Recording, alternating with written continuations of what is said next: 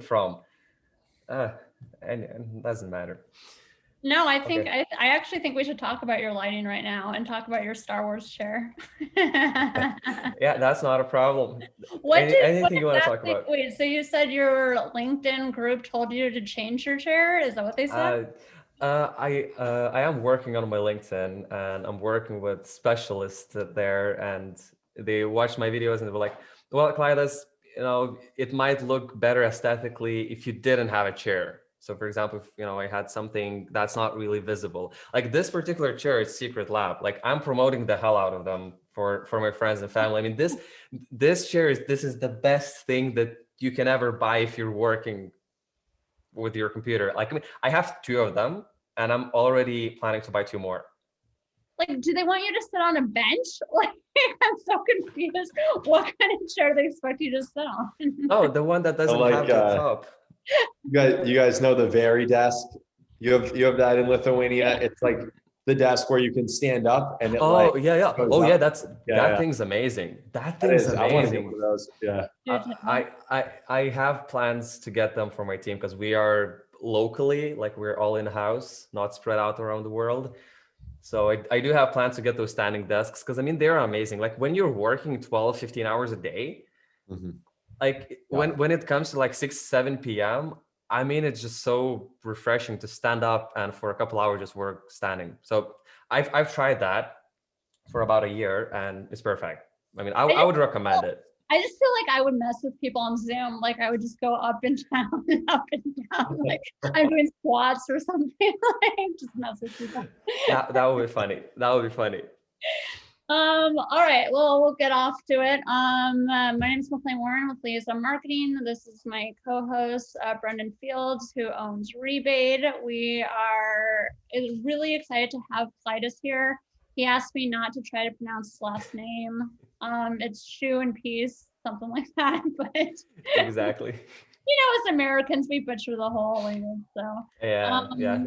anyway, yeah, just first name Klaidas. We're really excited to have you here. Why don't you give us a little bit of a background on yourself and what you do, and more about the Yeah. chair if you want. Yeah, absolutely. Thanks so much for having me. So, like you said, my name is Klaidas.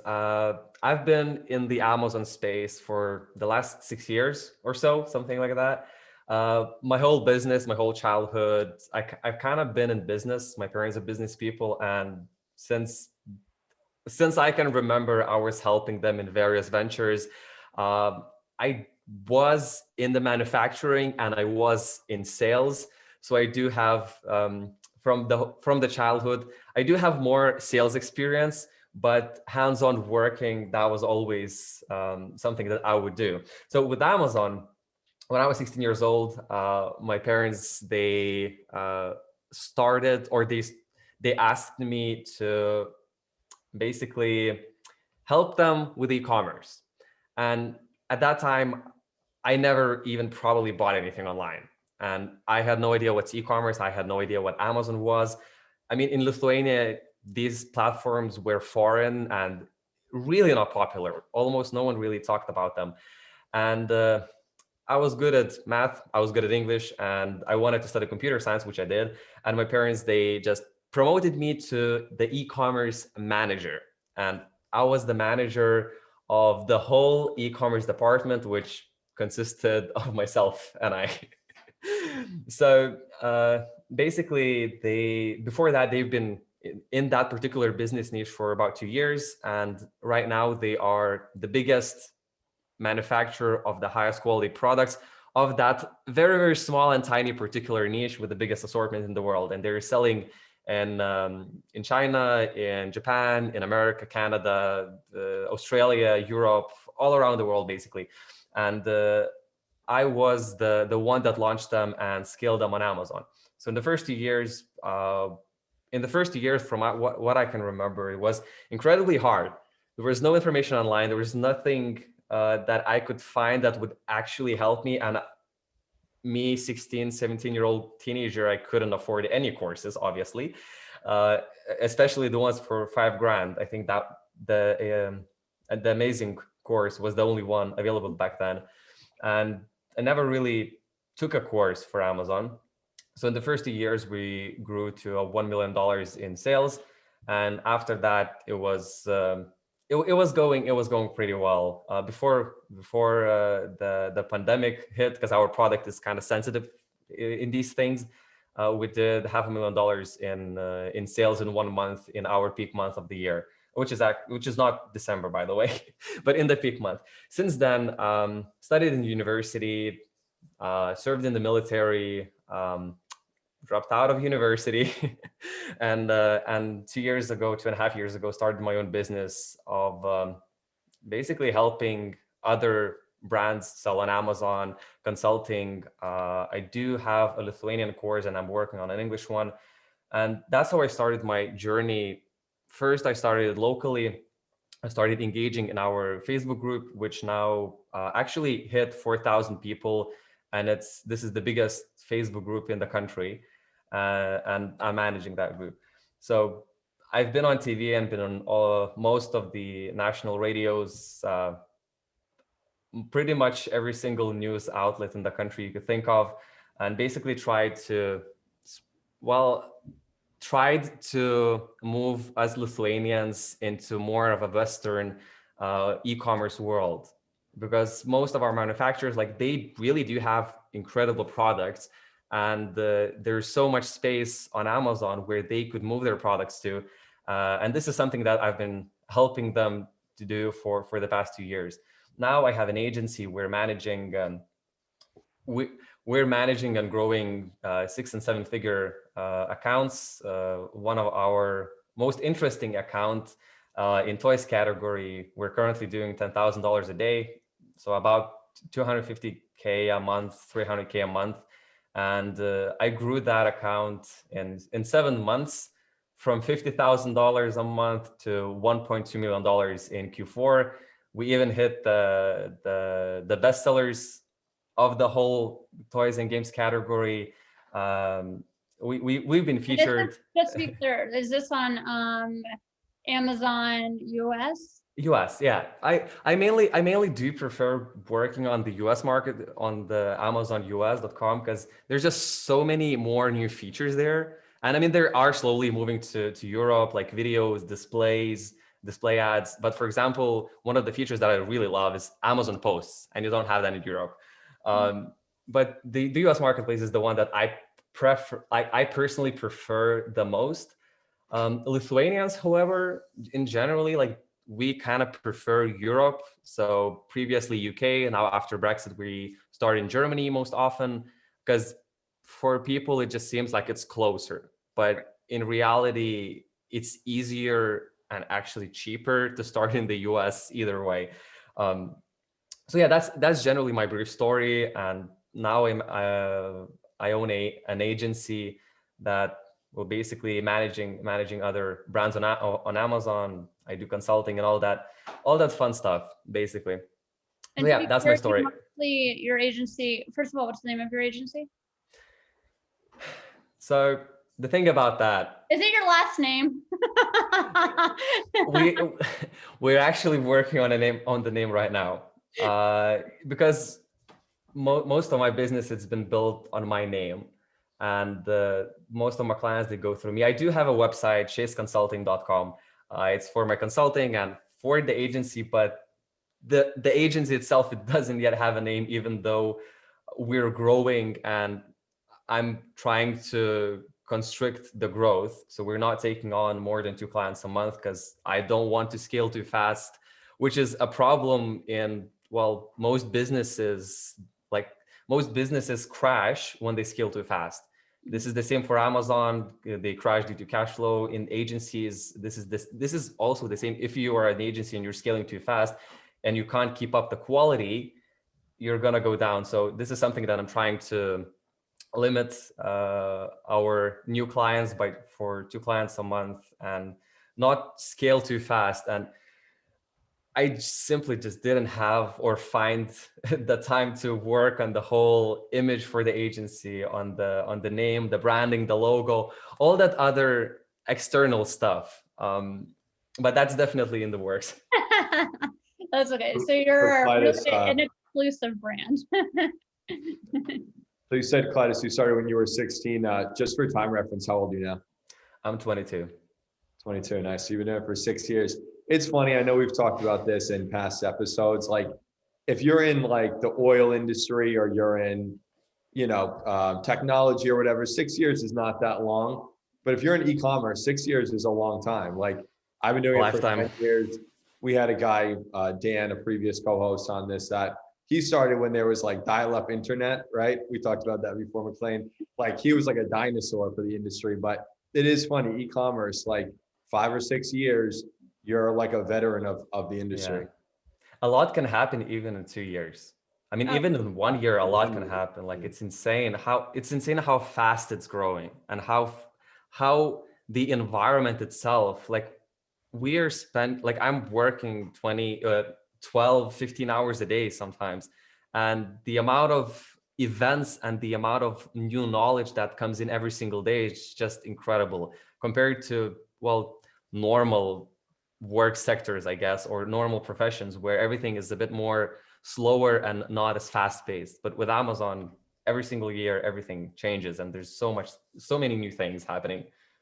Oh yeah, I mean, you do consultations, so you would know, like, we do consultations as well, and we'll have clients come in that recently had a listing optimization done, for example, right? Like 6 months ago. And now their whole seller sentiment completely changed. All the fields are different and stuff. And I'm going, sorry, you're gonna have to redo everything. And they're like, but we just had this done. And you're like, yeah, well, that's how fast things change. Yeah, you have to adapt. You have to adapt. I feel like right now, most of my learning comes from our kind of current clients, is just looking into the space, what else we can do. Like, what else is something that we're not doing right now that we can improve and build on. And with the consulting, it's really awesome that you can see so many different products and so many different niches and analyze them and then build your own understanding of the whole space. And I personally think this is one of the best ways to come into the service, I guess, business, or become an expert in these types of businesses, is when you first have hands-on experience, practice, and then you look at hundreds of different situations and analyze them. And when you do that, then you've seen everything. So I want to move into like the real topic of today, Yeah. which I love this juxtaposition here, because we have Brendan, who owns a Rebate Platform, which obviously is a third-party seller platform, so people can sell their products at discounts and hopefully, increase their sales on Amazon, lower their BSR, get better ranking.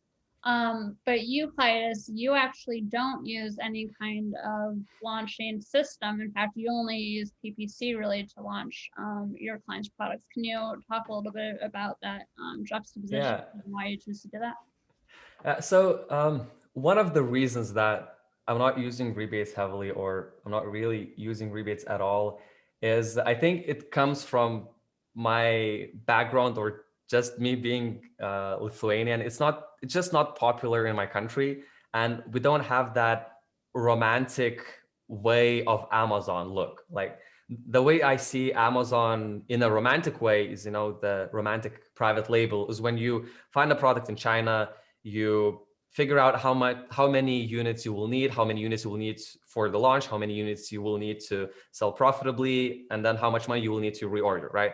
And you ship them to Amazon, you do a bunch of rebates, you launch through, you climb to the first page as quickly as possible, and then you reorder again and try not to go out of stock.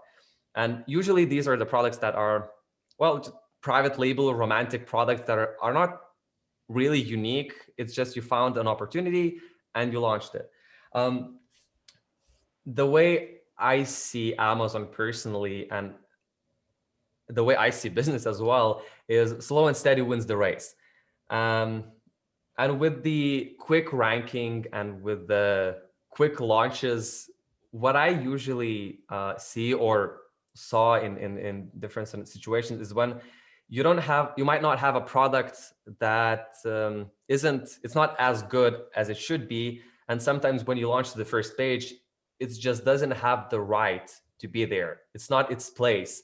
and you basically drop down just because you don't have enough reviews. You might not have enough history. You might not have a good enough product per se. Another reason why I don't really do rebates is some of my clients and some of my first clients and accounts that I worked with, they started with venture capital money. And when you start with millions of dollars of borrowed investors' money, you don't have a risk tolerance. And as most of you know, rebates are not really defined in the terms of service. They're not saying it's against terms of service, but Amazon is not specifying that the rebates are for terms of service. I personally think the rebates are fine, and you will not get banned as long as you're not doing individual coupons and you're not trying to manipulate reviews. But it's hard sometimes to explain that to venture capitalists that have one account and they put in millions of dollars into that account and they just don't want to do anything that could cross the line. And with our clients, we never really did rebates, and our whole launch process is with PPC and external traffic if the brand has external traffic. Usually it's influencers and usually it's email lists. So when currently we're starting with a supplements brand, and we have about, I think, 200,000 email lists. And this is a good amount to start, and we're not using the whole email list to launch the brand because we don't want to exhaust our audience that's buying on our e-commerce site. But on Amazon, we are using chunks of that email list to boost our rankings. But that's the external traffic that we are using. But mostly everything. Are you buying those email lists? Like, how are you? No. Like, these are just brands that are doing Shopify, and they just have a lot of clients. So they've already been selling, you mean? Exactly. So they are selling. They have a place in the market. So they have a place in the market. They have their e-commerce sites. Like, they are running normal brands, and they decided, okay, let's start on Amazon, and they have some external traffic of their own, their personal traffic, basically, their personal audience. Usually they don't have that. Usually we're starting from either zero or strictly Amazon brand. So then we're only using PPC, really. The way our process goes for launching is first things first, we have to make sure that the conversion of the listing is going to be as good as possible. So obviously all the images, enhanced brand content, if that's available, and if the seller has brand registry, really quality listing copy, everything is SEO optimized. All the filters in the meta description are filled in from the browse tree guide, so we are sure that we will get the filters in the search bar. And one thing that we don't do in the beginning is we do not fill in the search terms field or generic keywords field. We don't fill that in the beginning of the launch. We don't want to confuse the algorithm, because usually in that field we kind of put in keywords and words that are not exactly aligned with a product. So we kind of just don't want to have it in there yet.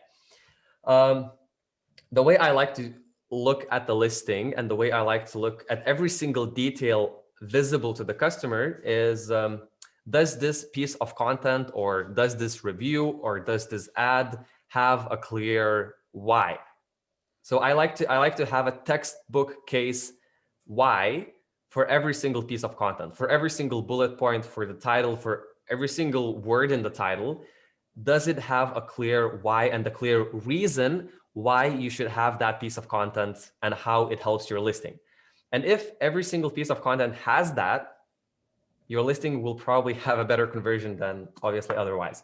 So when we have a good quality listing, in the beginning of the launch, we prepare three people, and that's usually friends and family. That could be some contacts. That could be even rebates if you can control them.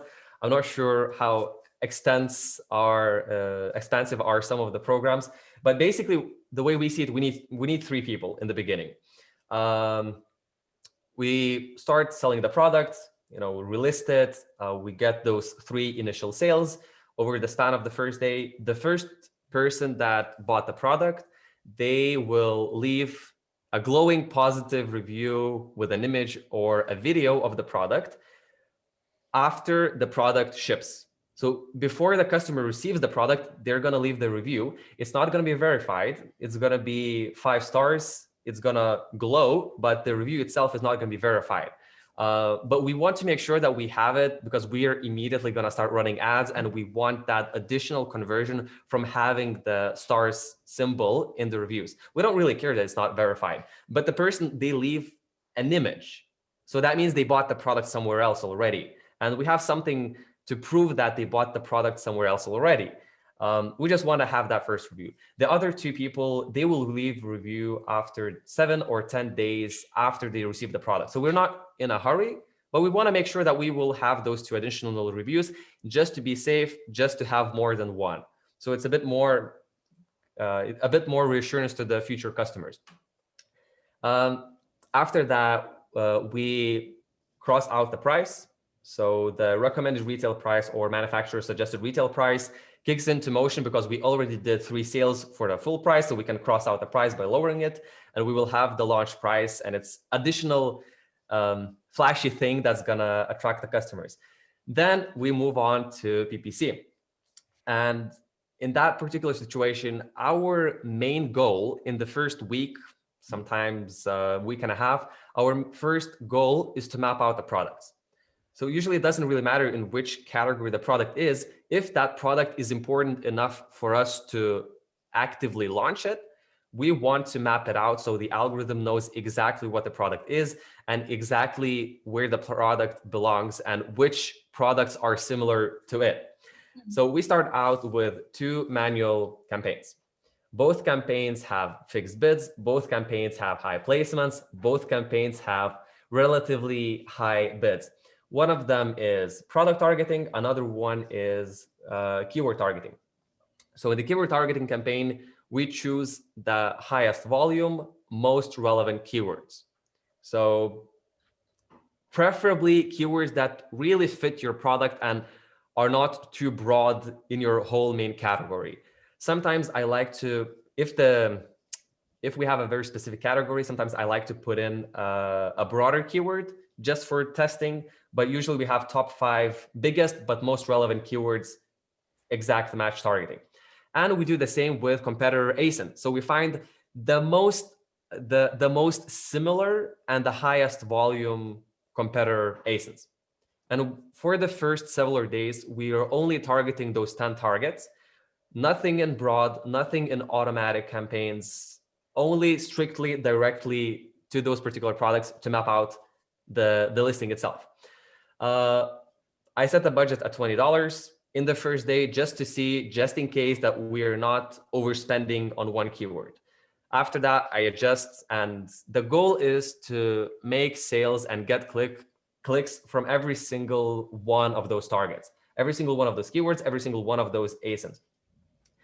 Along the way, I usually check Cerebro, Helium-10, just to make sure that we are getting some organic rankings, that we are getting some organic indexations. But Helium-10, Cerebro, it's not really a clear indicator that it worked.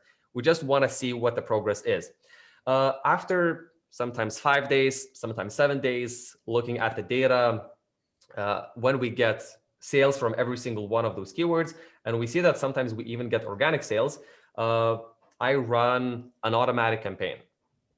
Fixed bids, high placements, all that stuff, relatively high bids, only one ad group, and we're not separating the ad group into 4 different targeting types. We have 4 targeting types in the same ad group, and we run it really aggressively for 2 days. After 72 hours, or well, not 72, after 1 or 2 days, we check out the search terms to see exactly where Amazon placed our product, to see exactly the keywords, to see the exact ASINs where the product fit. And by using that data, we see whether Amazon has successfully mapped out the products or unsuccessfully. I personally never really saw a situation after this process where we got irrelevant keywords and ASINs in that particular auto campaign. And once we confirm that everything is fine, the product is mapped out, we usually turn those campaigns off, the auto campaign, the product targeting, keyword targeting campaigns, unless keyword or product targeting campaigns generate as a profitable ACOS, which usually if you're in the competitive target category, it's not going to happen, right? So we just turn those off. And then we just create the normal PPC core campaigns, automatic campaign with either 4 different targeting types. So 4 ad groups, 4 targeting types each, or how we are creating it right now, we're creating 8 automatic campaigns for one product.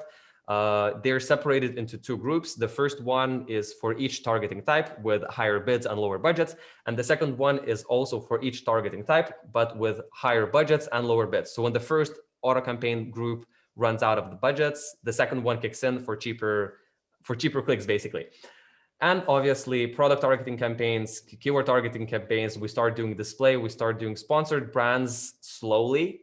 We start, like with sponsored brands, we kind of want to wait until we get high rankings, but that's the main thing in the beginning, to map out the products. And if you do that successfully, the product is going to catch rankings much easier afterwards than without doing that. And the way you can supplement that with rebates, if your personal strategy and risk tolerance and mindset allows for rebates to be done, pick those 5 same ASINs, keywords, not ASINs. Yeah, pick those 5 same ASINs. And I know some people in the space, they are doing about 2 or 3 rebates per day for each one of those keywords. So this way you will, make it easier for the algorithm to map out the products. You will get more sales through those keywords, which is all obviously a good thing. And you might even rank for them if your product deserves it. So that's, in short, like the strategy that we're using currently for mapping out and launching new products. And in terms of the ranking, we don't really focus in the beginning on ranking. In the beginning, we're focusing on very long-term keywords. We're focusing on data. We're focusing on the product listing detail page. So if we're getting reviews that are not as good as they could be, or there's something wrong with a product, we try to immediately change that. And usually the way we find it is that slow and steady always wins the race. Well, unless you're selling like supplements or headphones or earphones or something like that, where the space is just so competitive and there's so much black hat that you can't beat it. But if you're selling it in a normal mid-competitive space, slow and steady, if you have a good product, will most likely win. Yeah, Klaidas, so you said something that I've emphasized many times before, which is you should only launch a product that's deserving of a high rank. So like, I think that's a big misunderstanding among sellers is, I have my product, I'm going to launch it, I'm gonna get to page 1, and I'm gonna get all the sales going forward because I'm ranked number 1 on page 1 for my target keyword phrase. And the problem is, you can launch almost any product to page 1 if you put enough money behind it with pay-per-click, especially with rebates or with other launch methods. But your product will always fall back in the search results once you stop that, if your product is a low quality product. Or the other mistake a lot of sellers make is they launch their product for the wrong keyword phrases. So they ranked on page 1 for something that isn't really a good fit for their product. So when organic shoppers take over, they're searching for different keyword phrases, and Amazon sees that change, and all of a sudden you fall back in the rank. So that's number 1. I would say number 2, as far as comparing rebates and pay-per-click, I always tell sellers that I speak to use pay-per-click and rebates combined. And I think one of the pitfalls with only doing pay-per-click is it can be very expensive, and Klaidas, you kind of alluded to that before. So like, I was trying to explain to someone the other day the concept behind like pay-per-click and ACoS, and how you can have an ACoS that exceeds the sales price. So like, I talk to sellers that have a 200 or 300% ACoS, and it's very hard to get a seller started when every 2 weeks they're going to be paying Amazon, right? So instead of getting a disbursement, you're actually gonna have Amazon withdraw funds because your ACoS is so high that you're running a negative balance with Amazon. So so for that reason, I think it makes a lot of sense to do both, but it is hard, especially if you're selling in like a competitive category like supplements. you're almost certainly going to have, over 100% ACOS. And if you don't have reviews or you only have a few reviews, that's probably just going to make it worse. So, in my experience, Yeah, both combined is the it best. feels like this is one of the main reasons why, well, 95% sellers fail. And I mean, this is the statistics say that 95% of the sellers fail. And most probably this is it, that they think that it's 2015 or 2016 when you can take anything, put it up for sale, do some rebates, and it's gonna sell. Like the product actually has to be good. Like the customers, they are not gonna be fooled by cheap copycat product from China. Yeah. Yeah, I think we're probably at a point now with Amazon where you either have to have some IP behind your product or something very proprietary. Like, I mean, I see all the time the same exact products being launched. And, eventually the truth is the only winner in that game is Amazon, right? Because pay-per-click cost. So when I started with pay-per-click, it was like, I think 2015 or 2016. And I put all my products in one auto target campaign, which would be a huge no-no now. But I think in like, maybe it was 2016 or 2015, I did about $300,000 in pay-per-click sales with 2% ACOS and no optimization. Now, like that's would Good old never days. happen. So it has changed a lot. And I mean, that's why Amazon is making so much money. Like if you look, I don't want to deviate, but I always have to make this point. Like a few years ago, Amazon was barely making a profit. Now they're making a huge profit, and it's from Amazon Web Services and from advertising. Advertising has exploded for them. Yeah, the way everything changed. Like I remember those days when even in my family business, like we had 4 and 6% ACOS doing 6 figures monthly. And now our ACOS is like 25-30% from 6%. And the sales, like the advertising sales, like it's not, the higher ACOS is not helping in that particular situation, but because we already dominate the market, we dominate the whole niche.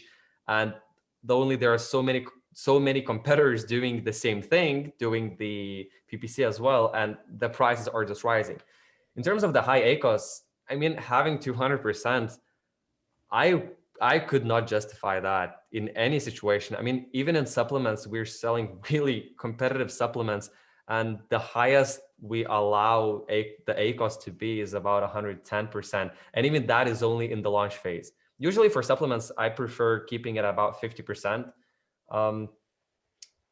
I feel like 50% usually is a stable number, even though you might have a lower profit margin, just because for supplements you have the lifelong customer value, and you are getting the additional dividends of the ranking for that product. But what you actually mentioned with the trademarks, the patents, is our most successful products that we manage and that we scale, they're all patented, every single one of them. And what I've noticed in, I think in the way that people do product research and the way they look at products. So I do have a couple of clients that are constantly searching for new opportunities. And one of my clients, like he just sends me different products to look at, just to take a look if it's worth investigating further. And he kept sending me products when you go to the listing and you scroll down to the sponsored products page, and 2 lines of sponsored products are literally exact same product. Right. And he's saying to me, well, I'm going to differentiate it by, making this board game from 2 sides, or making this product do this, which won't even change the image. It won't change the title. And the whole niche itself is just copycat, copycat, copycat, copycat. Mm-hmm.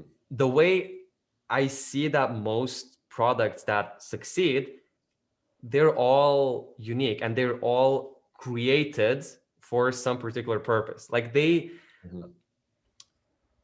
there's like, if you take something from the real world and think about Amazon business as a real world normal business where you develop something unique, something that you can sell off Amazon. And if you can sell that product off Amazon successfully, and if it differentiates, enough to sell successfully off Amazon, it's going to do well on Amazon. And if you create a product and you start selling it only on Amazon, you also can think about the potential that you can do in retail. A lot of my customers, a lot of my clients, they are doing retail, they're selling to distributors, and they're doing it quite well and successfully. And that only helps the business itself if the product is sellable off Amazon as long as it is in Amazon. So one thing, oh, sorry, were you gonna ask me, Brendan? No, yeah, in total agreement on that. And I think too, like product research tools or product research, that term, I think it's become skewed to not represent what it should be, right? So product research, like, Jungle Scout and Helium 10 is a product research tool, right? They're used to fill in temporary gaps in Amazon's catalog, right? So there's on a temporary basis, not that much competition in such and such product. That is filling in so fast, and you have so many Amazon sellers joining the platform every day, week, month, that by the time your shipment arrives, you better bet that there's going to be competition in that. And Jungle Scout and all these other tools are funneling competition into little gaps in the catalog. So product research needs to be changed. The thought of it needs to be changed to a way to find a product that you can put IP behind, and to Klaidas' point, get it in stores and get a product that people, actually want to buy because of the value of it, not because it's ranked #1 for whatever, keyword phrase. Exactly. People are going to find the product if it's good. I mean, if you create something unique, you can be selling in the biggest niches. Like, you can be selling in the highest competitive niches that have hundreds of thousands of different products. And we're doing that. We're doing that with something that's unique and something that has a broad audience. So for example, we recently did a lightning deal, and I personally didn't do many lightning deals because I don't know, it's something about doing discounts that I personally don't like. I don't know. I guess that was it. And we tested several times doing lightning deals on different products and nothing really stick. But in this particular case, and I'm actually writing a LinkedIn post about it right now, we did a lightning deal for a product that was doing 6-7K per day. And we know that it's a successful product. Like before that, it was getting about 100K sessions, which have 70,000 unique sessions basically. And it already has a lot of traffic. It already has a lot of sales. We did a lightning deal. We still kept our good 40% margin after the lightning deal because our PPC costs basically just dropped down. And we did $15,000 in that one day. That was great. I mean, obviously, when you have a big spike, this is great. You get the additional sales, you get the additional customers, blowing the fire in the Amazon flywheel. But what happened is our product is actually good and people do actually want to buy it. And it really does deserve higher organic rankings. And out of our thousands of keywords where we're currently ranking in top 10, top 5, something like that, we jumped a little bit higher because of that lightning deal. And right now we're steadily doing 10K per day. Yesterday, I think we did $13.5 thousand in a day of that one variation. The lightning deal helped us, but it worked only because the product already had good rankings or good enough rankings. It already had good or big customer base. It's a broad product and it's something unique, and you cannot buy anything like it. You can buy something different, but nothing like that particular product. And the way I see all the deals and doing discounts, if the customer needs that product, most probably they will buy either way. Either way, if there's a discount, either way of the price, they will buy that product. They might buy it from your competitor, but they might buy it. Our particular product, you don't really need it. And no one's gonna search for that particular product because it's not a necessity. But it's doing so well and it did so well for the deals, which we are going to incorporate into our strategy, because it's a broad product that no one's really specifically looking for that particular thing, but they're buying it because it's well optimized, it's something unique, and it's something really interesting, which also is an impulse buy, which we're capitalizing on. Sorry for the rant. I would love to, I'm circling way back to your Yeah. PPC tactics, kind of going a little off the rails, I guess you would say. But I was curious how because you were talking about finding PPC keywords that actually are relevant to your product, right? And Yeah. how important that is to the success of PPC. Now, one thing I'm always interested in, because we do have clients that we've had to change around.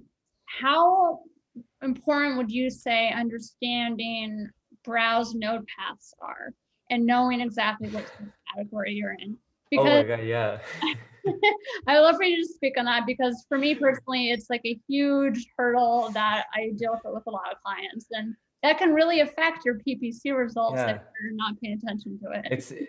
Well, we've proven time and time again that it's incredibly important to be in the correct subcategory and to have your browse nodes assigned to the product.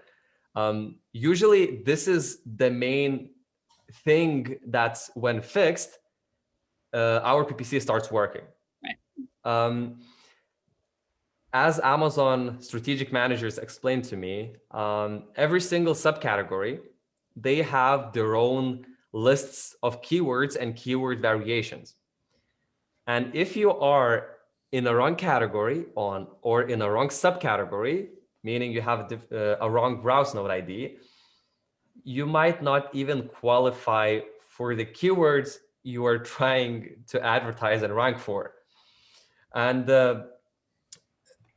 basically, make sure that you are in the correct subcategory and that the correct subcategory is assigned to your product. So for example, if you go to the listing on top left corner, you can see the whole path. And if you can't see the whole path and you already have had at least one sale, just contact Amazon support, send them your browse node, tell them that it's not correctly assigned, and they will assign it for you. And that thing on the top left corner will appear, which will mean that the browse node is assigned. But yeah, it's imperative for PPC as well, because if you have a different and wrong browse node, you might not qualify for the keywords you're even trying to advertise for. I mean, if you even want to test it, there's one thing that I noticed is if you're under the product classifier and you're trying to classify your product, right? Like say you're doing a tea tumbler or like a coffee mug or something like that. If you type in those things, they're going to give you a list of browse nodes to be under, right? But what's interesting is if you type in a keyword, but not the object, like say you just type in stainless steel, without any kind of object attached, it'll still give you a list of subcategories to be in, which means that Amazon has placed this weight on the term stainless steel, and it'll just be in those categories in which that keyword is highly relevant to. So again, just to kind of it's worth the time and research. Yeah, I mean, it's definitely worth, not to just, because I know some sellers, and even we at some point, or I was doing it, when you need to launch and when you need to list a product, you just simply type in and, okay, so this seems fine. It might not fit as much, but this seems fine. You add it, and the product usually it's not doing as great as it could be. And once we change it, usually we kind of see a difference. In performance. But yeah, it's 100% worth putting it a little bit more time into the research of which subcategory and which browse node your product belongs under. And like it can be a few, like we have a client who sells collagen tea, And it was a really hard one because we didn't know whether to put them under the tea category or in the beauty products, which, as we both know, like supplements and beauty are two of the top, like most competitive, categories there are. So, we went with one and it didn't do well. So now we're switching it over. And sometimes you have to play with that. And sometimes you have to decide what keywords you're going to go after based on what subcategory you want to be in, because the keywords for tea aren't going to be as valuable if you're going after beauty stuff as they would be under beauty products. So definitely something for people to think about. I think that's a definitely worthwhile test to run. Yeah. There's another game going on here too with switching your product listing to a category that's not that competitive, if that would get you in contention for the bestseller badge. So like particularly like arts, crafts, and sewing, it's one of the least competitive categories on Amazon. I see supplements in there. I see all sorts of products so they can get that badge. And while I can totally understand what you guys are talking about for pay-per-click, why that would give you a disadvantage based on how their system operates. Once you're in contention for that badge, once you get it, your conversion rate goes through the roof. And it's like this positive feedback loop, because once you get the badge, you get more sales, more conversions, you rank higher. So a little bit of a gray hat trick, but that's another. This play around with it. This one, absolutely. If you can rank for the bestsellers, if you can get the bestseller, sometimes it's worth the switch. Yeah. Awesome. Did you have anything else to say, guys? Brendan, Klaidas, you were full of awesome information. I really appreciate you spending the time going through all that. I do hope someone finds value in that. Well, I did, if that means anything to you. That's good to hear. I thought that was awesome. Brendan, do you have any other questions for Klaidas? No, just one other, I always like to just kind of throw in a random unrelated thing, but so I was talking to this guy and I came up with this, while I was talking to him, I came up with this good like launch idea. And this would be used for a rebate launch, but talking to this guy and he's selling, well, I shouldn't say his product, but he has a product and then has an accessory and the product's like $100. The case for his product is like 10. So while we're talking through his like launch, and he was a little concerned about the cost of launching an expensive product, particularly with rebates. So what I suggested, all of a sudden I thought of it, I suggested it, is why not launch, because it's on the listing, case, the $10 case is on the variation listing.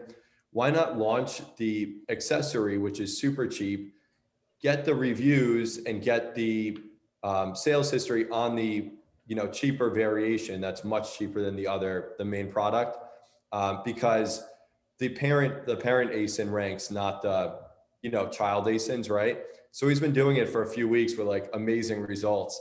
That's genius. I was like, I don't know, it just kind of popped out of nowhere, but I don't know if anybody has a product with a variation, like a cheap add-on to it, it might be something worth trying. That's really genius. We didn't have any situations like this, but we have we often have a reverse situation where let's take an example of phone cases. This is an example I like to speak. I was selling phone cases quite successfully.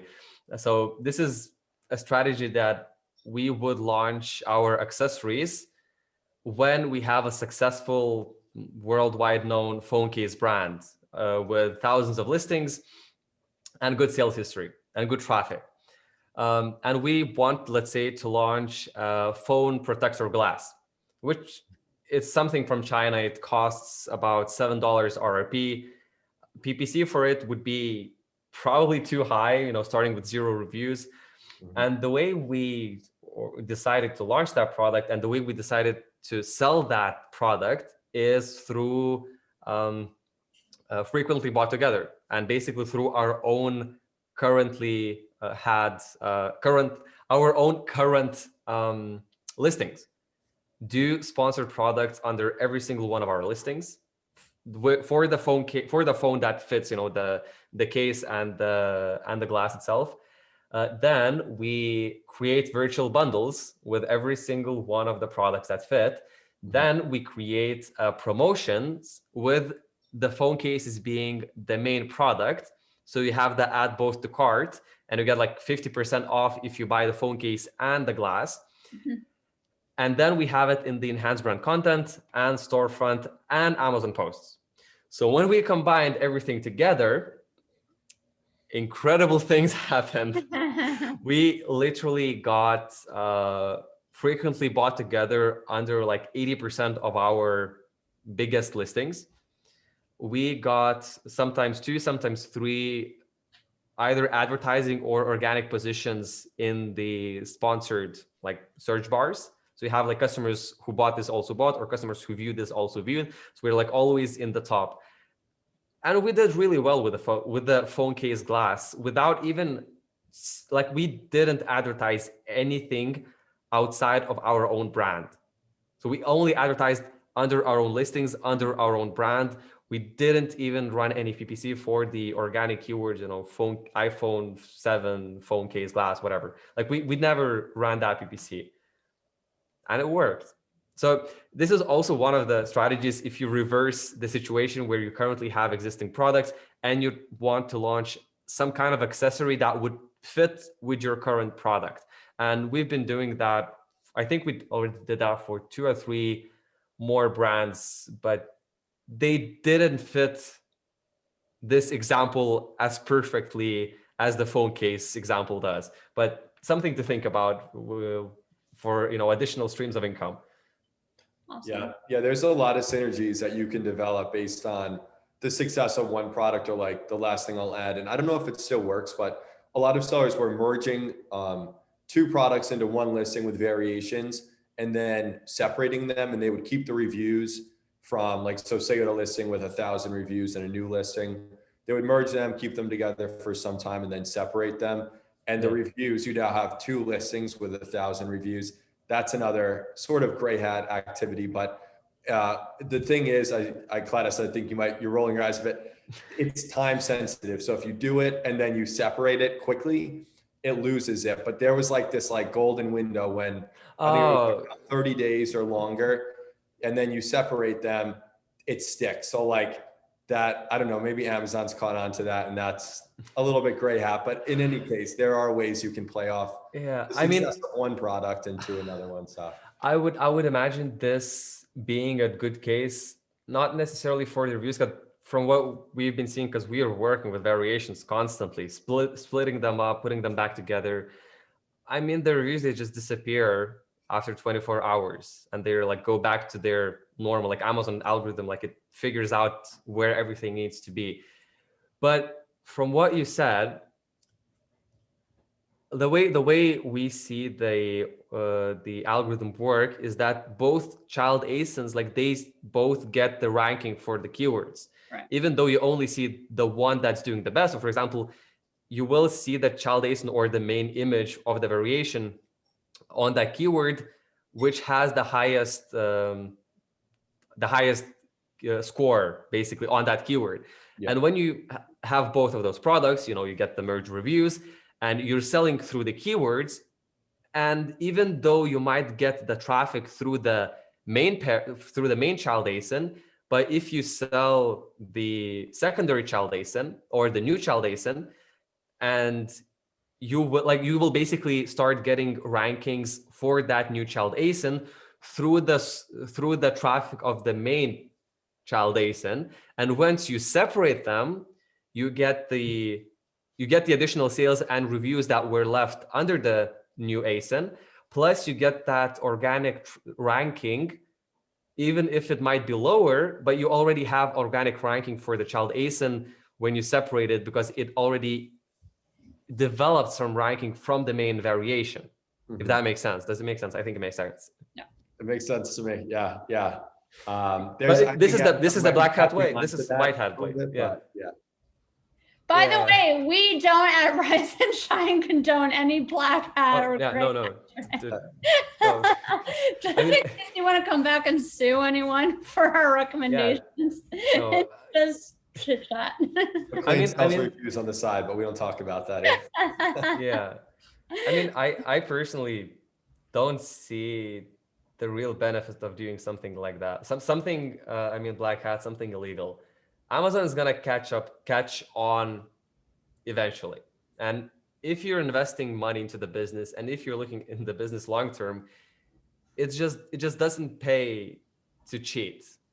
It doesn't pay to do these things. If you have a shitty product and you get bad reviews because it's a shitty product, and you cannot rank because it's a shitty product, it probably is a shitty product, and you just need to say goodbye. Yeah. With Black Hat, you can just keep pumping, and when the money runs out, eventually it's gonna die out as well. So what would be the point? Yeah. Right. And what a nice thing too, to not have to use like these pay for deletion review services. And like, if you have a good product, you can spend all your time working on developing the product and trying to get your product into retail stores. If your product sucks, you're going to be working around the clock trying to get rid of bad reviews, keep doing more launches and more aggressive pay-per-click and all sorts of stuff just to maintain where you are. Like, your margin is not going to be as good. Yeah. With the products that sell the most, we have 30-40% margin after PPC. Mm-hmm. Develop something unique, guys. Develop something unique and patent it. Like this it pays the most. For sure. Awesome. Well, with that said, I'm going to close up. It was so awesome having you on, Klaidas. Likewise. As soon as you get our brand name, let us know so people can contact you. Otherwise, well, you can. People. If anyone wants to contact me, just go to chaseconsulting.com, and you will find me somehow. Are you saying Chase, like CHAS? Yep. Okay. Yep. Okay. Awesome. All right. Well, bye everyone. Thanks again. And have a good day. Thanks, guys.